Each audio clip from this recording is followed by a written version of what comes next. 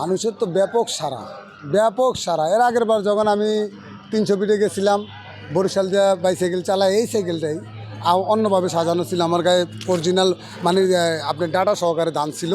এটা তো এবার ওই দান পাই না, এই জন্য এটা এইভাবে নিছি। ব্যাপক সারা মানুষের, অনেক আনন্দ উল্লাস এবং অনেক আবেগের জায়গা এটা।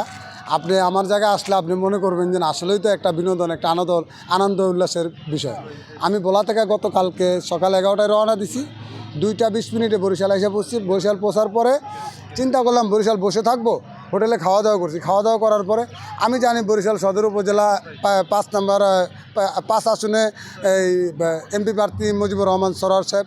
আমি একদম পুরো বরিশালের ভিতরে মানে বরিশাল সিটির আশেপাশে যত জায়গা আছে সব জায়গায় ঘুরে আপনার মুজিবুর রহমান সরোয়ার সাহেবের জন্য ধানের শীষ মার্কায় ভোট চাইছি, জনাব তারেক রহমান সাহেবের সালাম পৌঁছাইছি এবং এই তারেক রহমান সাহেব বরিশালের আগমন উপলক্ষে বার্তা দিচ্ছি, সবাইকে বরিশাল ভিলেজ পার্কের মাঠে উপস্থিত থাকার জন্য আহ্বান জানাইছি।